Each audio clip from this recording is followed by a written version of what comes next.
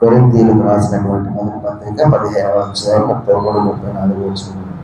మోసపోకుడి, దుష్ట సాంగత్యము మంచి నడవడిని చెడును, నీతి ప్రవర్తన కలవారై మేలుకొని పాపము చేయకుడి. దేవుని గూర్చిన జ్ఞానము కొందరికి లేదు, మీకు సిగ్గు కలుగుటకై ఇట్లు చెప్పుచున్నాను. ప్రియమైనటువంటి దేవుని వల్లారా, చదవబడినటువంటి లేఖన భాగంలో ఒక మాటను మనం చదువుకున్నాము. మోసపోకుడి, దుష్ట సాంగత్యము మంచి నడవడిని చెరుపును అంటున్నాడు. సాంగత్యం అంటే స్నేహం. ఈ లోకంలో మనము స్నేహాన్ని గురించి మనం చూసినప్పుడు అంత చిన్న పిల్లల దగ్గర నుంచి వృద్ధులైనటువంటి వారి వరకు కూడా ప్రతి ఒక్కళ్ళకి కూడా స్నేహితులు లేకుండా ఉండరు. ప్రతి ఒక్కళ్ళకి స్నేహితులు ఉంటారు. ఎంత వృద్ధాప్యంలో ఉన్నా కూడా స్నేహితులు ఉంటారు. చాలా మంది మనం వృద్ధుల్ని మనం చూసినప్పుడు పెద్దవారిని ఏదో ఒక సమయం, ఒక్క పూటైనా సరే, ఒక్క నిమిషమైనా సరే ఇరువురు కూడా కలిసి మాట్లాడుకోకుండా ఆ దినము వారికి గడవదు. ఎందుకంటే వారి స్నేహము, వారికి ఉన్నటువంటి అనుబంధము అంత గట్టిదనమాట. వారికి ఉన్నటువంటి స్నేహము అంత గట్టిగా ఉంటుంది.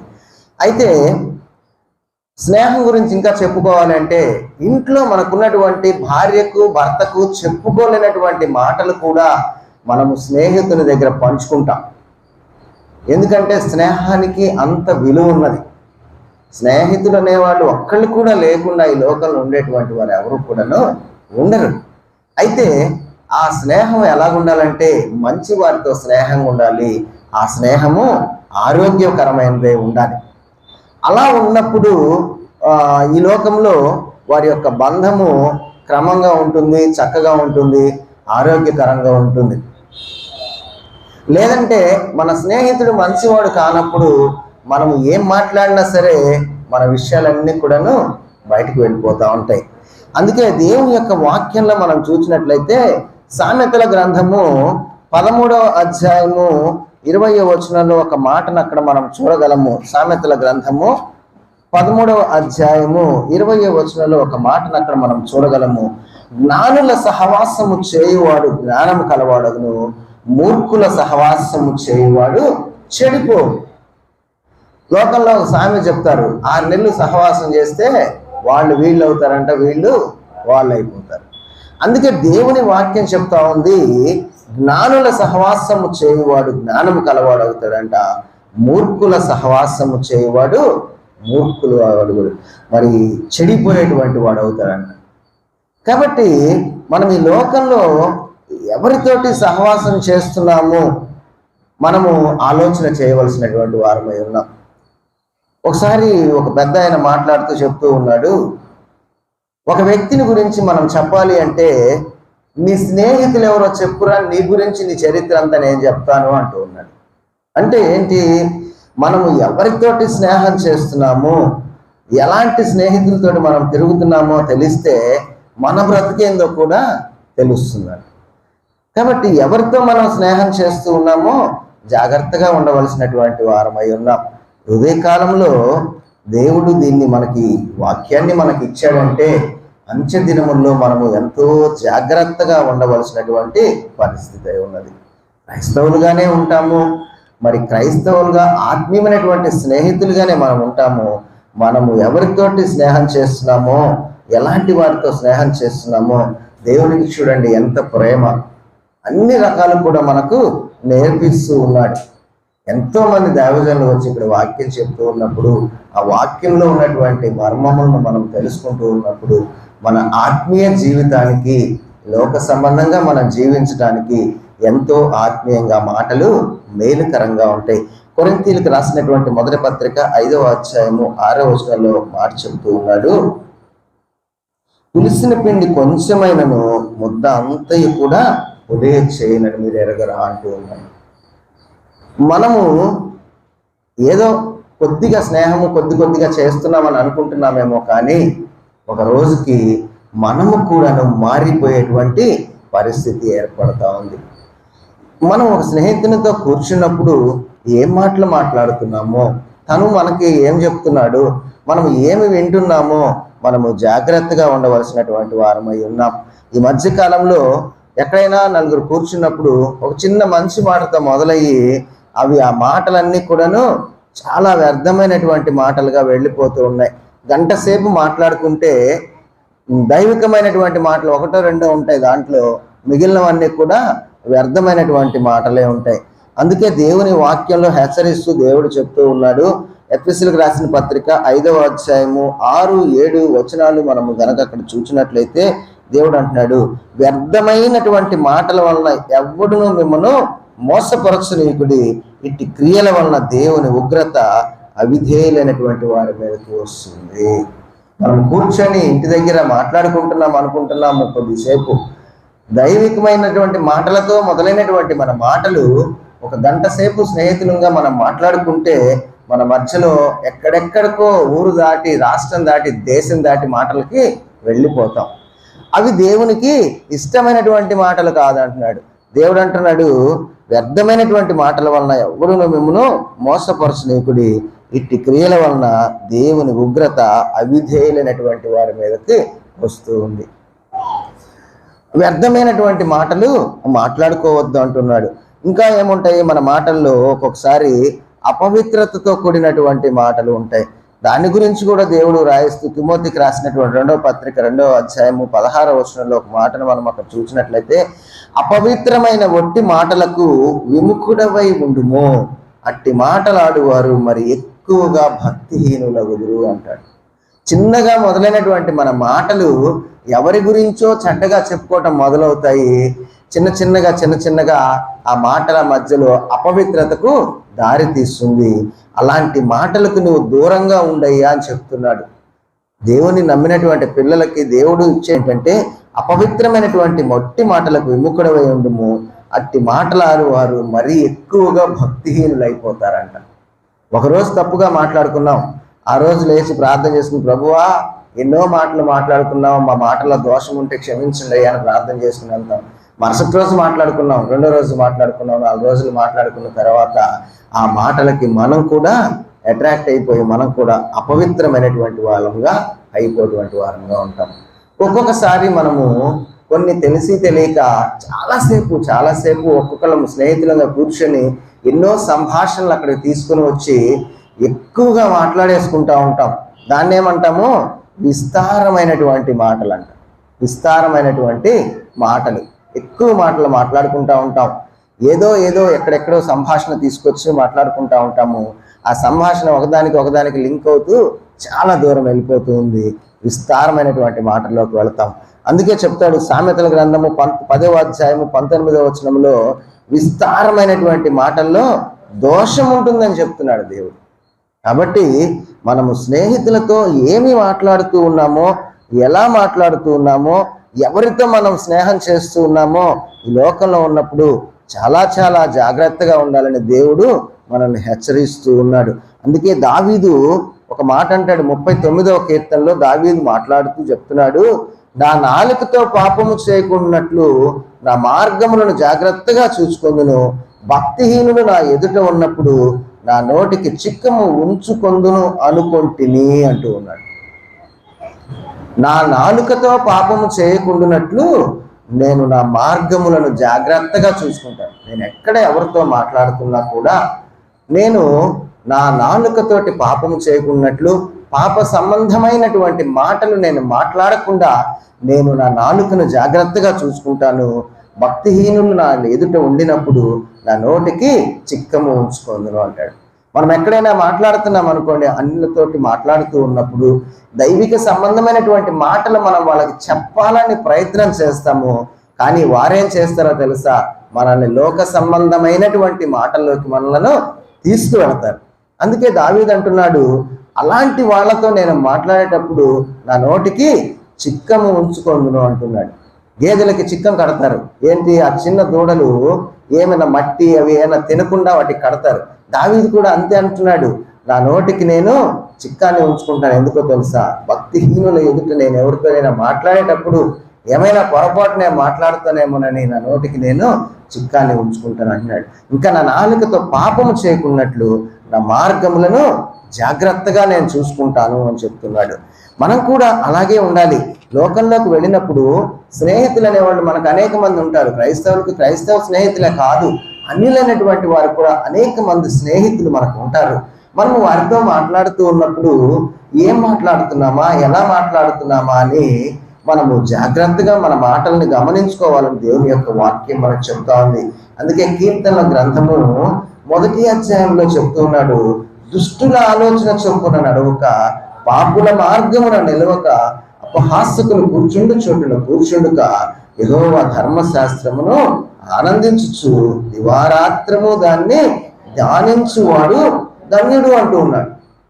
దుష్టులు ఎలాగుంటారో కింద చెప్తున్నాడు, దుష్టులు అలాగే ఉండక గాలికి చెదరకొట్టు పొట్టు వలె ఉంటారు. కాబట్టి వాళ్ళు న్యాయ విమర్శలో దుష్టులు, నీతిమంతుల సభలో పాపులను నిలువరు అంటూ ఉన్నాడు. కాబట్టి మనము ఎవరితోటి ఏం మాట్లాడుతున్నామో జాగ్రత్తగా ఉండాలి. అంతకంటే ముఖ్యంగా మరి వాళ్ళ మార్గంలో మనం నిలవకుండా ఉండడమే మంచిది అంటున్నాడు దేవుని యొక్క వాక్యంలో. ఆ యొక్క మార్గంలో మనం నిలవకుండా ఉండడమే మంచిది అంటూ ఉన్నాడు.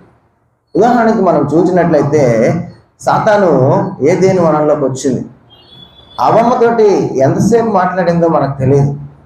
దేవునితో సాంగత్యము చేస్తున్నటువంటి అవ్వమ్మ ప్రతిదినము దేవునితో మాట్లాడుతూ ఆదాము అవ్వలు ఏదైనా తోటలో సంతోషంగా ఉన్నారు. అవ్వమ్మ వచ్చింది, కొద్దిసేపు మాట్లాడిందో ఎంతసేపు మాట్లాడిందో, ఎవరికి హాయ్ అన్నదో 2 మాటలు చెప్పిందో తెలియదు. ఆమె చెప్పిన మాటల్లో పడిపోయి మానవులందరూ కూడాను పాపంలో పడిపోవటానికి కారణమైంది. ఎందుకంటే దుష్ట సాంగత్యం. అది కొద్దిసేపే కావచ్చు. నేను షాప్ ఉన్నప్పుడు ఒక అతను చెప్పేవాడు నాకు, అతన్ని రానివ్వక జాగ్రత్తగా ఉండి, దగ్గరికి రానివ్వక అరచేతిలో స్వర్గం చూపిస్తాడు ఆయన. ఎలాంటి వాడి దగ్గరైనా సరే 5 నిమిషాలు మాట్లాడాడంటే కనీసం 10 రూపాయలను అప్పు తీసుకొని వెళ్తాడు అని. అంటే మాటలు అలాగుంటాయి అన్నమాట. ఒక మంచి వ్యక్తిని పాపములోనికి తీసుకువెళ్ళటానికి అవతల వారి యొక్క మాటలు అంత చక్కగా ఉంటాయి. అందుకే దేవుడు అంటున్నాడు, దుష్టుల ఆలోచన చొప్పున నిలవద్దు, మరి మాట్లాడద్దు, వాళ్ళతోటి ఉండద్దు, వాళ్ళతో సహవాసమే చేయొద్దు అంటూ ఉన్నాడు. నిజంగా ఒక స్నేహితుడు మనతోటి మనకు ఉన్నాడంటే తీయటి మాటలు ఏ స్నేహితుడు కూడాను చెప్పడు. ఒక మంచి స్నేహితుడు తీయని మాటలు చెప్పడు. అందుకే సామెతల గ్రంథము 27వ అధ్యాయము 6వ వచనంలో ఒక మాటను అక్కడ మనం గమనించినట్లయితే దేవుడు ఒక నిజమైనటువంటి స్నేహితుని గురించి రాస్తూ చెప్తూ ఉన్నాడు. మేలు కోరిన స్నేహితుడు గాయములు చేయను, పగవాడు లెక్కలేనన్ని ముద్దులు పెట్టును అంటూ. ఒక వ్యక్తి మన మంచి కోరే పని అయితే మనం చేసేటువంటి పని తప్పు అని నిర్మోహమాటంగా మొఖానే చెప్తాడు.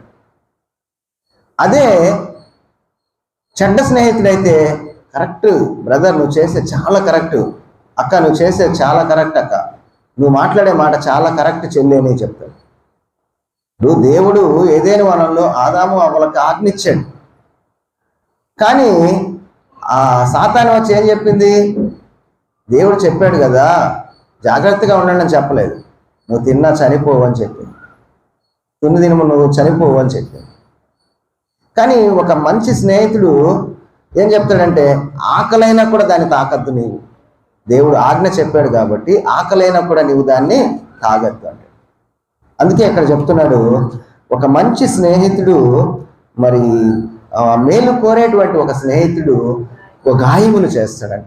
అతని మాట కష్టంగా ఉంటుంది, కానీ పగవాడు ఏం చేస్తాడంట? లెక్కలేనన్ని ముద్దులు పెడతాడంట. పగవాడు లెక్కలేనన్ని ముద్దులు పెడతాడు. ఒక వ్యక్తి తప్పు మార్గంలో నడుస్తూ ఉన్నప్పుడు, నిజంగా ఒక మంచి స్నేహితులుగా మనం అతనికి ఉన్నప్పుడు, ఇది చెయ్యొద్దు, ఈ మార్గంలో నీవు నడవద్దు, ఈ మార్గంలో నడిస్తే నీకు నష్టం వస్తుందని మనం చెప్పవలసినటువంటి మనము, ఇంకా చెయ్యి, ఇంకా పాపంలోకి వెళ్ళు, ఇంకా పని చేస్తే నీకు మేలు, నీకు పేరు వస్తుందని చెప్తే ఆ వ్యక్తి ఏమైతాడు? చివరకు అన్యాయం అయిపోతాడు, దేవుళ్ళ నుంచి కూడా తప్పిపోతాడు, దేవునికి అయిష్టుడిగా మిగిలిపోతాడు. ఉదాహరణగా మనం చూసినట్లయితే మరి రాజుల మొదటి గ్రంథంలో ఒక వ్యక్తిని ఇక్కడ మనం చూడగలం. మొదటి రాజుల గ్రంథము 12వ అధ్యాయంలో 4 నుంచి కొన్ని వచనాలు అక్కడ మనం చూసినట్లయితే ఒక వ్యక్తి ఉంటాడు, రెహబాం అనేటువంటి వ్యక్తి. ఈయనెవరు? దావీదు మహారాజు యొక్క కుమారుడు సొలొమోన్ గారు. అయితే సొలొమోన్ యొక్క కుమారుడు ఆయన రెహబాం. సొలొమోన్ మహారాజు చనిపోయిన తర్వాత రెహబాములకు పట్టాభిషేకం చేస్తారు. సొలొమోను యొక్క కాలంలోనే ప్రజలందరూ కూడాను చాలా ఇబ్బందులు పడి ఉన్నారు. ఆర్థికంగా కానీ పని భారాలతో కానీ చాలా ఇబ్బందులు పడి ఉన్నారు. అయితే రెహబాము వచ్చిన తర్వాత, రెహబాము పట్టాభిషేకం అయిన తర్వాత యెరోబామును ఆ జనాలందరూ కూడాను కలిసి ఆయన దగ్గరికి వచ్చి, అయ్యా మరి మీ తండ్రి మా పైన బరువైనటువంటి కాడి ఉంచాడు, చాలా ఇబ్బందులు మేము పడ్డాము, నీ తండ్రి నియమించినటువంటి కఠినమైన దాస్యమును మా మీద నుండి నీవు తొలగించినట్లయితే, చులకన చేసినట్లయితే మేమందరము కూడా నీకు విధేయులై నీకు సేవ చేస్తాము, నిన్ను రాజుగా మేము చక్కగా అంగీకరిస్తామని ఒక మాట చెప్పాడు. చెప్పినప్పుడు ఆయన ఎవరి దగ్గరికి వెళ్ళాలి? పెద్దల దగ్గరకు సలహాకు వెళ్ళాలి. ప్రజలందరూ కూడా ఇలా అంటూ ఉన్నారు, మరి అయ్యా నన్ను ఏం చేయమంటారు, ఎలా నడిపించమంటారు రాజ్యాన్ని అని ఒక మంచి వ్యక్తులు, నడిపించగలిగినటువంటి వ్యక్తుల దగ్గరికి సలహాకు వెళ్ళాలి. ఆయన ఏం చేశాడో తెలుసా? తనతో కూడా మరి పెద్దలు కొంతమంది ఆలోచన చెప్పారు. అయితే పెద్దలు చెప్పినటువంటి ఆలోచనను నిర్లక్ష్య పెట్టి తనతో పాటు పెరిగినటువంటి, తనతో పాటు చిన్నప్పటి నుంచి తిరిగినటువంటి యవ్వనస్తుల దగ్గరికి వెళ్ళి వాళ్ళని అడిగాడు. ప్రజలందరూ వచ్చి ఈ రీతిగా మమ్మల్ని నన్ను అడుగుతూ ఉన్నారు, మరి నన్ను ఏం చేయమంటారు అని అడిగినప్పుడు వాళ్ళు చెప్పినటువంటి ఆలోచన ఈ రకంగా చెప్పయ్యా, మరి నా తండ్రి 10 పైసలు కష్టపెడితే నేను 20 పైసలు కష్టపెడతాను, మా తండ్రి చిన్న చిన్న బెత్తాలతో మిమ్మల్ని కొడితే నేను పెద్ద పెద్ద కొరడాలతోటి కొడతానని ఆలోచించు. ఆయన ఆలోచన ఉండద్దు? ఆలోచన ఉండాలి కదా ఒక రాజుగా. ఆయన నిర్లక్ష్య పెట్టి, పెద్దలు చెప్పినటువంటి ఆలోచనను నిర్లక్ష్య పెట్టి, యవ్వనులు చెప్పినటువంటి, తన స్నేహితులైనటువంటి దుష్ట స్నేహితులు చెప్పినటువంటి ఆలోచనను మరలా వచ్చి ప్రజలకు చెప్పినప్పుడు ఎవరైనా వింటారా ఆ మాట? మిమ్మల్ని కొడతామంటే ఎవరు వస్తారు?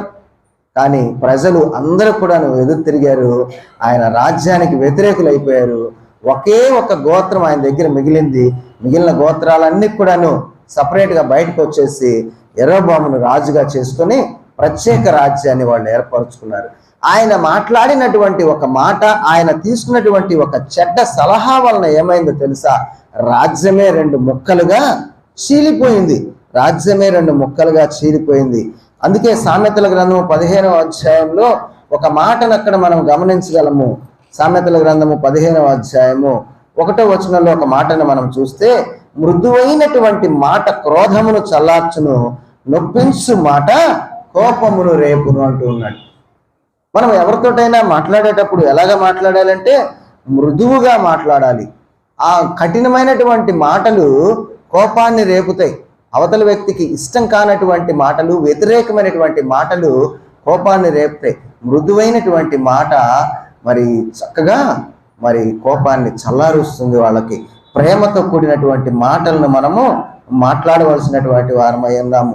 ఎఫెసీయులకు రాసిన పత్రిక 4వ అధ్యాయము 29వ వచనంలో కూడా ఒక మాటను అక్కడ మనం గమనించినట్లయితే, వినువారికి మేలు కలిగినట్లు అవసరమును బట్టి క్షేమాభివృద్ధికరమైన అనుకూల వచనమే పలుకుడు, కానీ దుర్భాష ఏదైనాను మీ నోట రానియకుడి అంటూ ఉన్నాడు.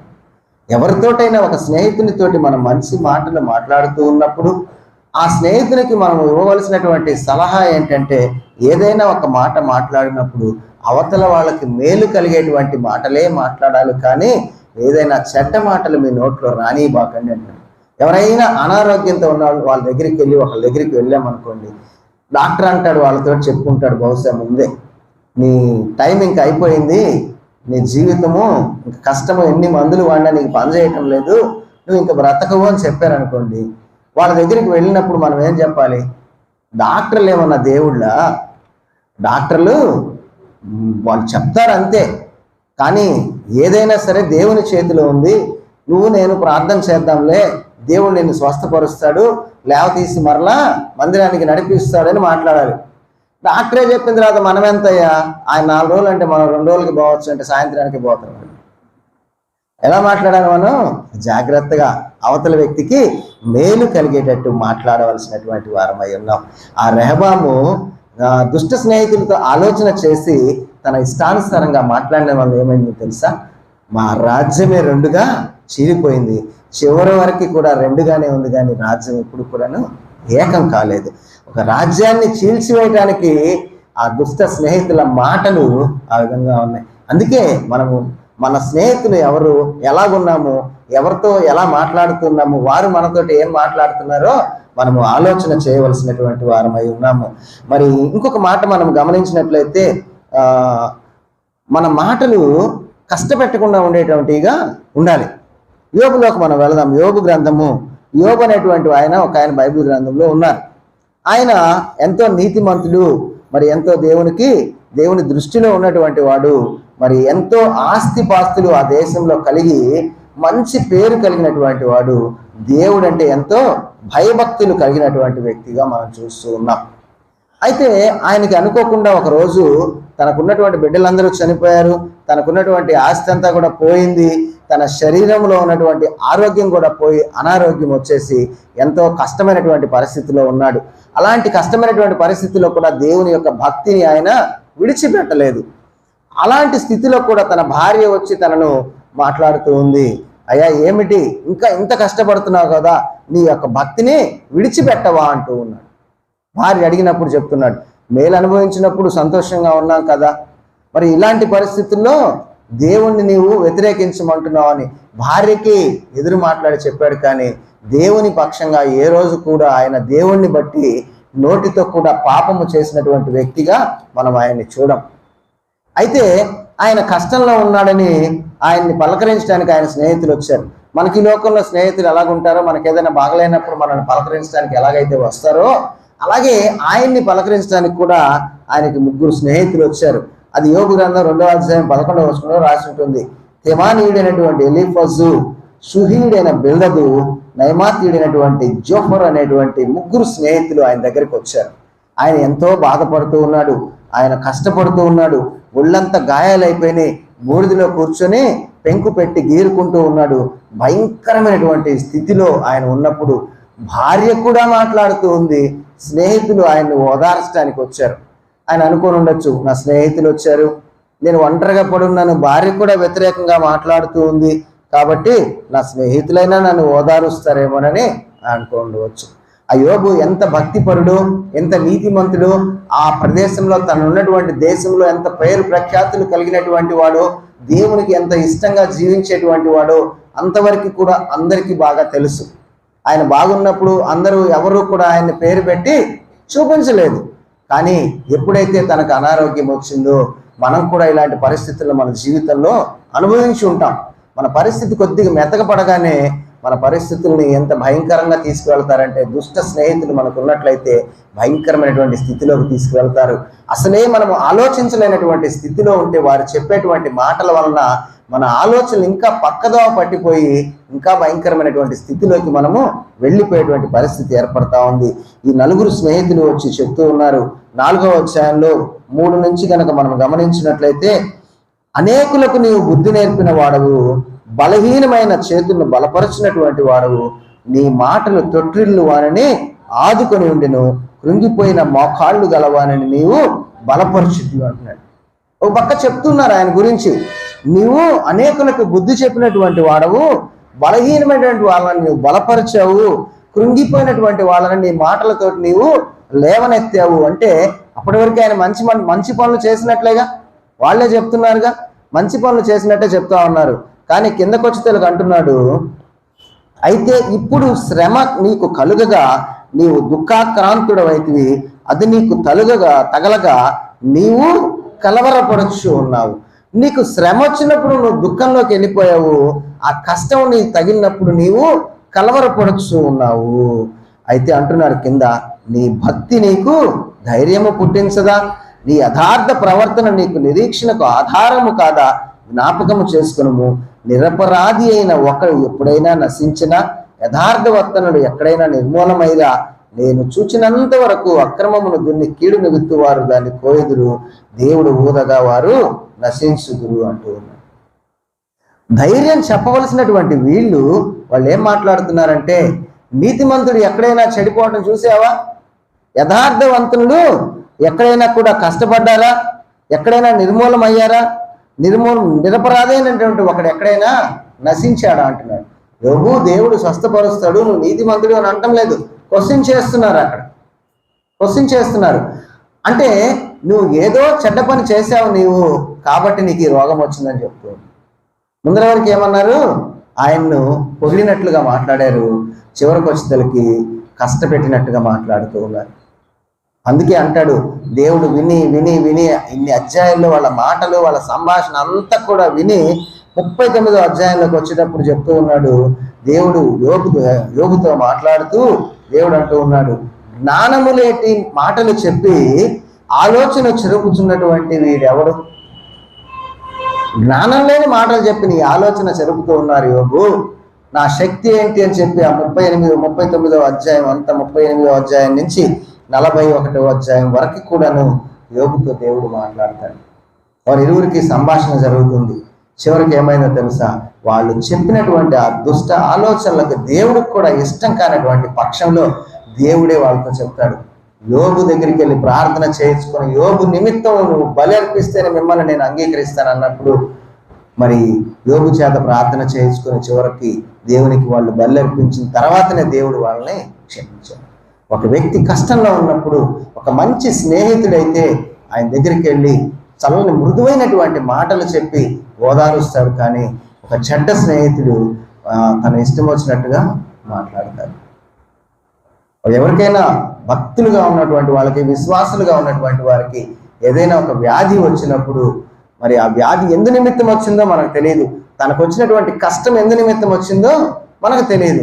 కానీ మనం అక్కడికి వెళ్ళి నీ భక్తి నిన్ను రక్షిస్తుందిలే, దేవుడు మనకున్నాడు అని సంతోషకరమైనటువంటి మాటలు చెప్పాలి. కానీ నువ్వు ఎక్కడో పాపం చేసావు కాబట్టి నీకు ఈ రోగం వచ్చింది, నువ్వు ఎక్కడో ఎవరికో మోసం చేసావు కాబట్టి నీవింత కష్టపడుతున్నావని భయంకరమైనటువంటి మాటలు మనము మాట్లాడేటువంటి వాళ్ళంగా మనం ఉండకూడదు.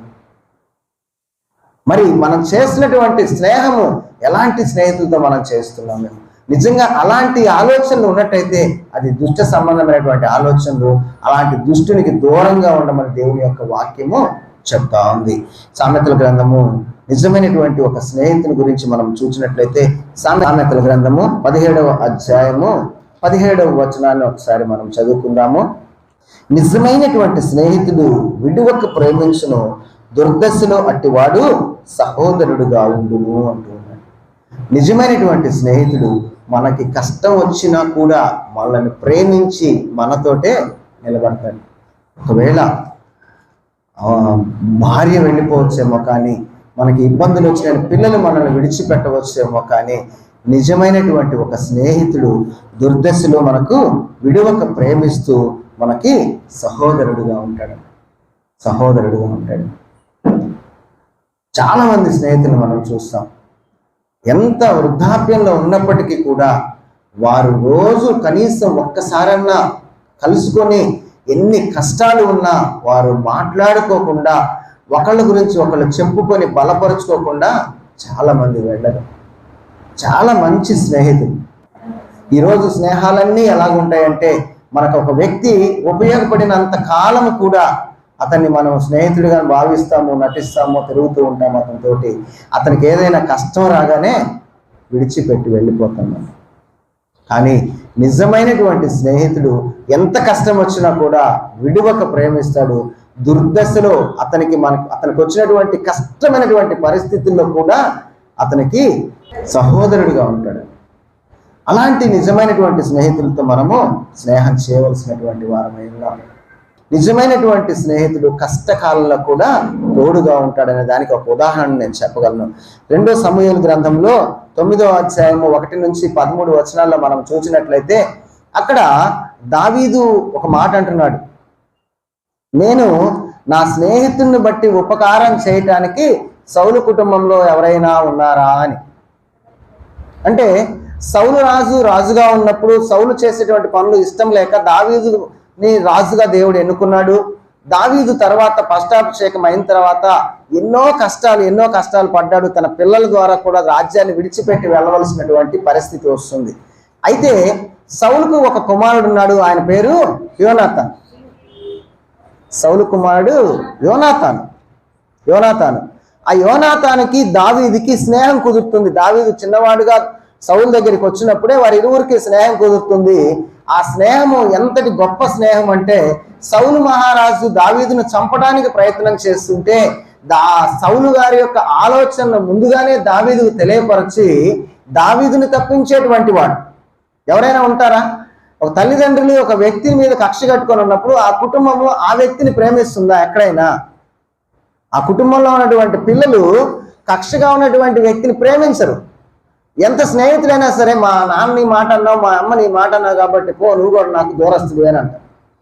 కానీ యోనాతాను చూస్తున్నాడు, న్యాయం ఏంటో చూస్తున్నాడు. నిజమైనటువంటి స్నేహితుడిగా వాళ్ళ నాన్న ఆయన్ని చంపాలనుకున్నప్పుడు ఆయనను కాపాడుతూ వస్తూ ఉన్నాడు.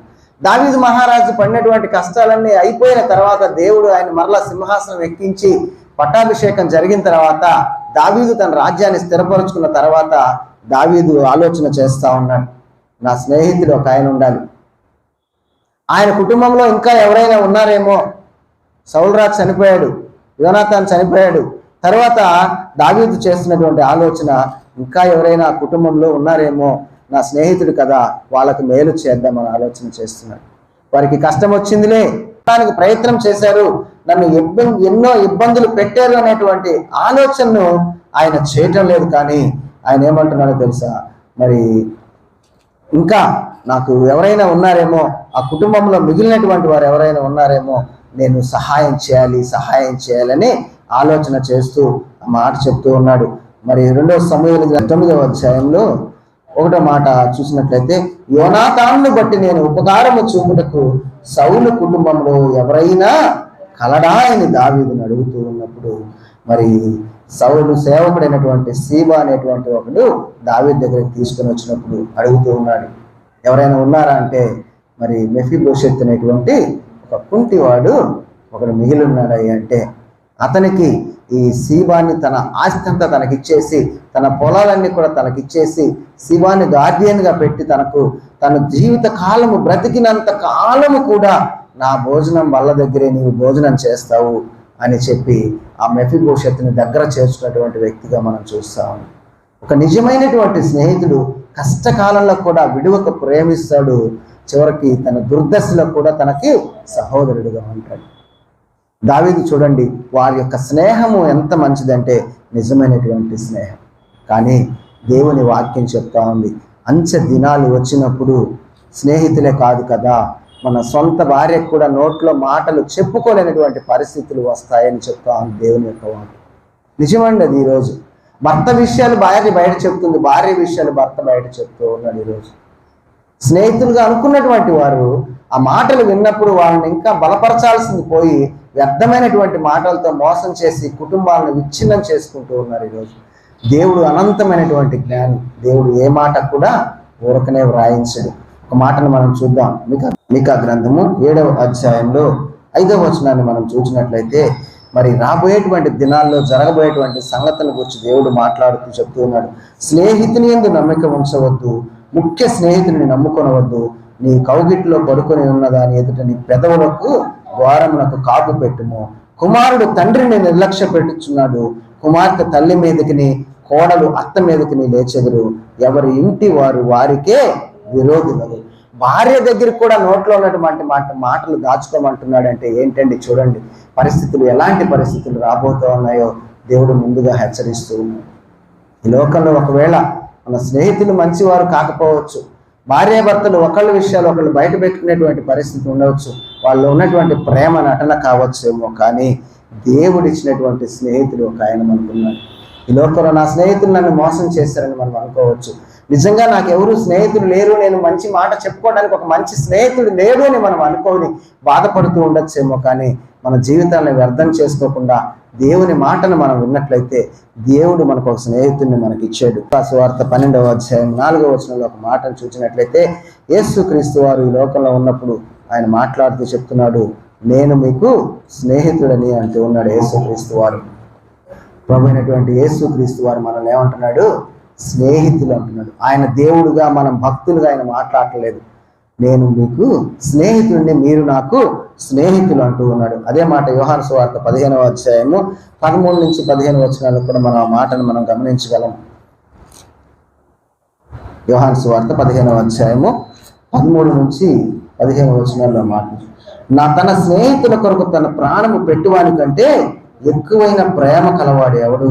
నేను మీకు ఆజ్ఞాపించు వాటిని చేసినలా మీరు నాకు స్నేహితులై ఉందురు. తన దాసుడు తన యజమానుడు చేయదాన్ని ఎరుగడు కనుక ఇక మేము దాసులని పిలవక స్నేహితులని పిలుచుచూ ఉన్నాను అంటూ ఉన్నాను. చూడండి, మనకి నిజమైనటువంటి స్నేహితుడు ఒక ఆయన ఉన్నాడు.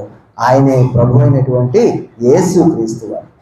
ఈ లోకంలో మన వల్ల లబ్ధి పొందినటువంటి వారే చివరికి మనకి కష్టాలు వచ్చినప్పుడు మనల్ని విడిచిపెట్టి వెళ్ళవచ్చేమో, కానీ యేసుక్రీస్తు వారికి మనం ఏమీ ఇవ్వలేదు. ఆయనకి ఏమి లాభాన్ని మనం చేకూర్చలేదు. మనము పాపములో శాపములో పడి ఉన్నప్పుడు ఆయనే నీ కోసం నా కోసం ఈ లోకంలోకి వచ్చి నిజమైనటువంటి స్నేహితునిగా మన కోసం ఏం చేశాడు? తన ప్రాణాన్ని పెట్టాడు. ఒక మంచి గొర్రెల కాపరి ఏం చేస్తాడో తెలుసా? తన గొర్రెల కొరకు ప్రాణాన్ని పెడతాడు. అలాగే నిజమైనటువంటి స్నేహితుడిగా యేసుక్రీస్తు వారి లోకంలోకి వచ్చి మన కోసము, నీ కోసం, నా కోసము ప్రాణాన్ని పెట్టి నిన్ను నన్ను పాపములో నుంచి తీసుకురావడానికి ఆయన తన ప్రాణాన్ని వెలగా చెల్లించాడు. తన రక్తాన్ని బలిగా మన కోసము ఇచ్చాడు. అలాంటి నిజమైనటువంటి స్నేహితుడు మనకు ఉన్నాడు. ఈరోజు మనం అనుకోవచ్చు, ఈరోజు యేసుక్రీస్తు వారు లేదు కదా, ఆయనతో స్నేహం ఎలా చేయాలి? మనం ఆయనే వాక్యంగా మనతోటి ఈరోజు మనతో ఉన్నాడు. నిజంగా అండి, లోకంలో ఏ గ్రంథాన్ని మనం చదివినా కూడా గ్రంథంలో ఉన్నటువంటి సారాంశాన్ని, ఆ గ్రంథంలో ఉన్నటువంటి జీవిత చరిత్రలను మనం చదువుతాం. కానీ దేవుని వాక్యమైనటువంటి పరిశుద్ధ గ్రంథమైనటువంటి బైబిల్ని మనం చదువుతూ ఉంటే మన జీవితాలని, మన బ్రతుకుల్ని ఏం చేస్తుంది? బైబిల్ చదువుతూ ఉంటుంది. దేవుని వాక్యాన్ని మనం చదివేటప్పుడు మన బ్రతుకులు మనకు ఆలోచనలోకి వస్తాయి, మన జీవితం మనకు ఆలోచనలోకి వస్తుంది. దేవుడి వాక్యాన్ని ఈ రకంగా, ఈ రీతిగా రాసి పెట్టాడు కదా, నా బ్రతికేంది ఇలాగుంది అని మనం ఆలోచించగలుగుతాం. అదే ఏదైనా ఇంకొక గ్రంథాన్ని మనం చదివేటప్పుడు ఆ గ్రంథంలో రాయబడినటువంటి వ్యక్తుల యొక్క చరిత్రను మనం చదవగలం. కానీ దైవ గ్రంథాన్ని మనం చదువుతూ ఉన్నప్పుడు దైవ గ్రంథం మనతో మాట్లాడుతుంది, మనల్ని ఓదారుస్తుంది, మనల్ని బలపరుస్తుంది. ఒక స్నేహితుడుగా యేసయ్య మనకి ఒక స్నేహితుడుగా మనల్ని ఎలాంటి స్థితిలో ఉన్నా సరే ఒక మంచి స్థితిలో మనల్ని నిలబెట్టేటువంటి వాడుగా ఉన్నాడు. ఆ రోజు నేను స్నేహితుడిని అని చెప్పినటువంటి యేసయ్య, మీరు నాకు స్నేహితులని చెప్పినటువంటి యేసయ్య ఈరోజు వాక్యముగా మన చేతిలో ఉన్నాడు, మన దగ్గరే ఉన్నాడు. వాక్యాన్ని మనం చదువుతూ ఉన్నప్పుడు స్నేహితుడిగా ఒక మంచి సలహాని మనకి ఇస్తాడు. మనం ఒక మంచి జీవితాన్ని మనం జీవిస్తూ ఉన్నప్పుడు తండ్రి దగ్గర మన కోసం విజ్ఞాపన చేస్తూ ఉన్నాడు. అయ్యా, నా మాటలు వారికి ఇచ్చొచ్చాను, వారి మాటలు వారిలో ఫలింపు చేయను. నాకే మహిమ ఉందో అలాంటి మహిమతో వారిని కూడా నింపండి అని నీకోసం, నా కోసము ఒక మంచి స్నేహితుడిగా ప్రార్థన చేస్తున్నాను. ఒకవేళ మనము వాక్యాన్ని నిర్లక్ష్యం చేస్తూ ఉన్నామేమో, లోకంలో ఉన్నటువంటి స్నేహితుడిని నిర్లక్ష్యం చేసినా పర్వాలేదు, కానీ దేవుని యొక్క వాక్యాన్ని, నిజమైనటువంటి స్నేహితుడైనటువంటి యేసయ్యను మనం నిర్లక్ష్యం చేస్తే మన జీవితాలు ఈ లోకంలో ఉన్నప్పుడు కూడా ఎంతో కష్టతరంగా జీవిస్తాము. దేవునికి ఇష్టంగా మనం లేవు కాబట్టి మనకేమవుతుంది? పరలోక రాజ్యంలో దేవుని దగ్గర స్థానం మనకి ఉంది. కాబట్టి ఉదయకాలంలో దేవుడు స్నేహితుడు అనేటువంటి అంశం ద్వారా మనతో మాట్లాడుతూ ఉన్నప్పుడు ఎవరితో ఈ లోకంలో మనం స్నేహం చేస్తున్నామో జాగ్రత్తగా మనం చూసుకోవాలి. ఈ లోకంలో ఉన్నటువంటి స్నేహితులు ఒకరోజు మనకు తప్పిపోవచ్చేమో, కానీ మరి మనకి దేవుడు మన కోసం పంపించినటువంటి స్నేహితుడైనటువంటి ప్రభు అయినటువంటి యేసుక్రీస్తు వారు ఎప్పటికీ కూడా మనల్ని ప్రేమిస్తూనే ఉంటాడు. ఆయన మాటల్లో మనం ఉందాము, ఆయనకు దగ్గరగా మనం ఉందాం, ఆయనతో స్నేహం చేద్దాము. లోకాన్ని విడిచిపెట్టిన తర్వాత కూడా ఆయనతో ఉండేటువంటి ఆ గొప్ప భాగ్యాన్ని మనం పొందుకుందాం.